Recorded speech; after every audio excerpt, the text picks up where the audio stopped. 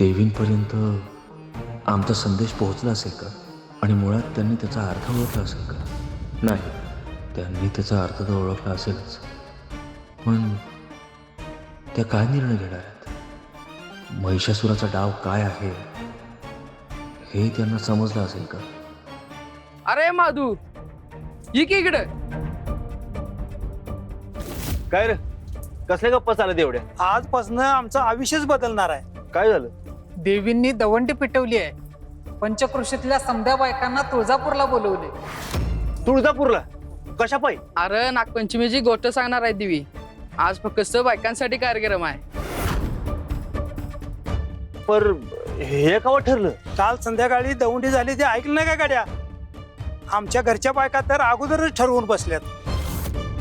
मला तर माझ्या बायकोनं सांगितलंय, एक दिवस घर संसार तुम्ही सांभाळा, आम्ही देवीकडे जाऊन येतो म्हणून.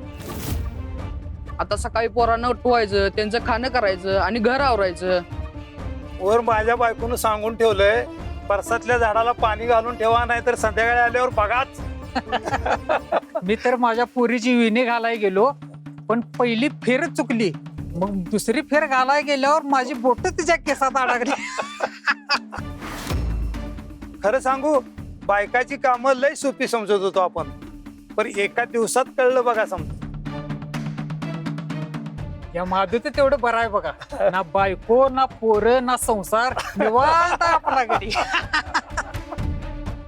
अरे काय गड्या हो, अशा अवस्थेत माणसाला धीर द्यायचा की हसायचं त्याच्यावर? ठीक आहे, तुम्ही बसा इथं हसत चिल्ली उडवत, मी निघतो. अरे काय रे माधू? अरे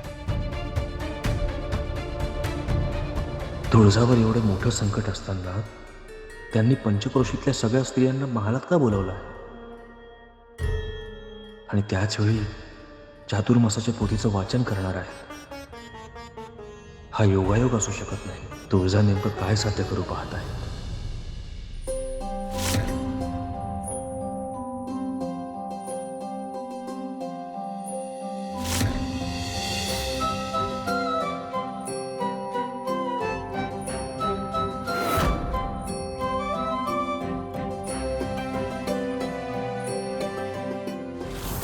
हा संकेत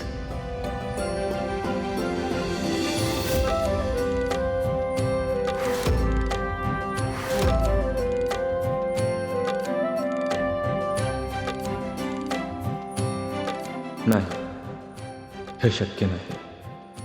आम्हाला त्यांचं अस्तित्व जाणवलं, पण त्या इथे कसे असू शकतात? कदाचित हा केवळ आमचा भास असेल.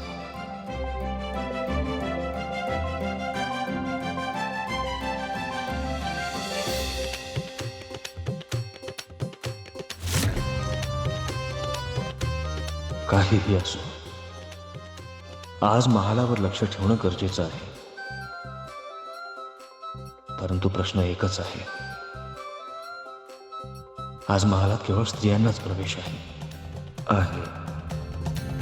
यावर एक उत्तम उपाय आहे. देवींना जेव्हा जेव्हा सावध करणारे संदेश मिळाले त्यावेळेची ही पिंपळाची पानं आहेत. कदाचित यातच काहीतरी दुवा असेल. अगं, हे समदे असुर पोथी मिळवायला निघाले होते हे ठाऊक आहे, पण आता हे माझ्या तुळजाला घेऊन गेले नसतील ना? काकू, असं होणं शक्य नाहीये. देवी साक्षात आदिशक्तींचा अंश आहेत. त्यांना कोणी इतक्या सहज स्पर्श देखील करू शकत नाही. पण देवी अचानक गेल्या तरी कुठे? आज नागपंचमीची कथा सांगायची आहे. श्रावणातील ही पहिलीच कथा. संपूर्ण पंचक्रोशीतल्या महिलांना बोलवलं आहे. अहो, ते आत्ता इथे येतील. देवी आपल्याला अशात सोडून जाणार नाहीत. ह्यामागे त्यांचीच काहीतरी लीला असणार.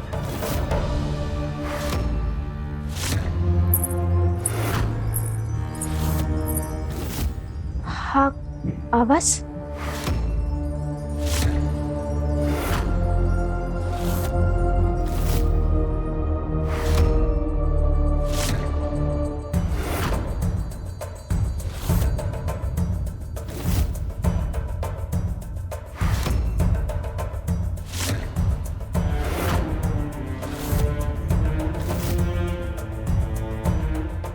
कोण आहेस तू बाळ? आणि इथे एकटी कशी आली?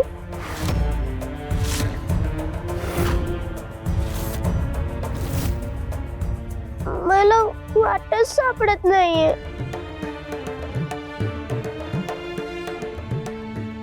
अगं बाळा, तुझे आई वडील कुठे आहेत? मी ऋषीपुत्री आहे. मी माझ्या आई वडिलांसोबतच निघाले होते, पण मी वाट चुकले आणि इथपर्यंत येऊन पोहोचले. त्यात मला खूप भूक लागली. मी रात्रीपासून काहीच खाल्लं नाही.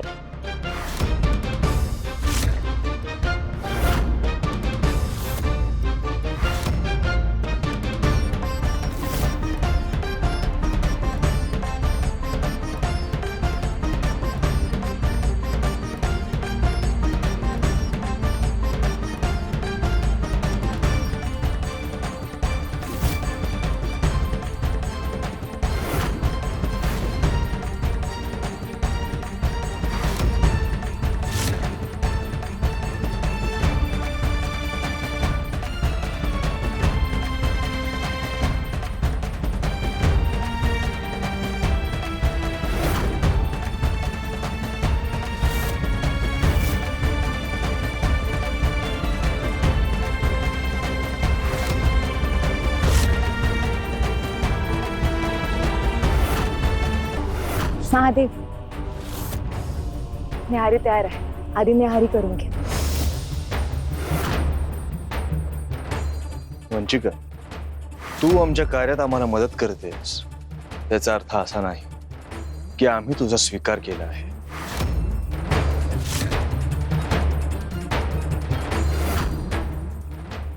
मी असं कुठे म्हणते? तुमच्यासाठी मी जे काही करते त्या बदल्यात मला काहीही नको.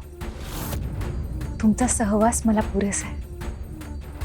तुम्ही जे कार्य मला सांगाल ते एक भक्त म्हणून, एक शिष्य म्हणून पूर्ण करण्यासाठी मी सदैव तत्पर राहील.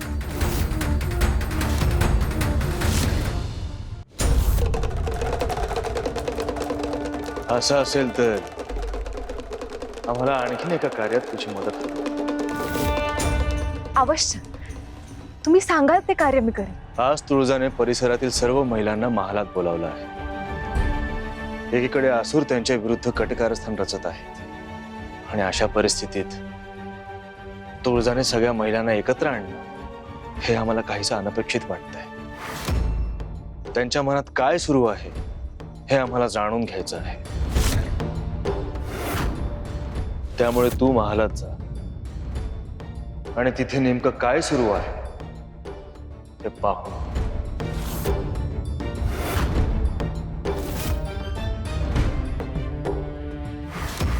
तुम्हाला तुळजादेवींची किती काळजी आहे.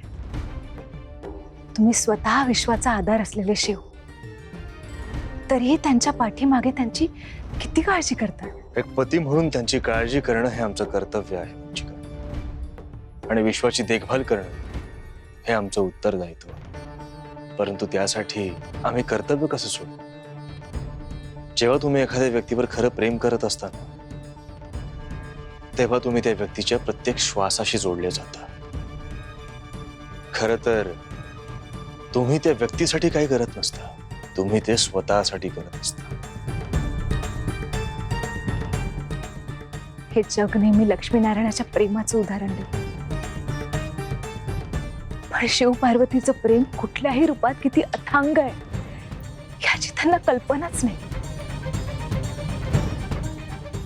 प्रेम ही कोणतीही शर्यत नाही वंचिका. आपलं ज्या व्यक्तीवर प्रेम आहे त्याला ते माहीत असावं इतकंच पुरेसं असतं.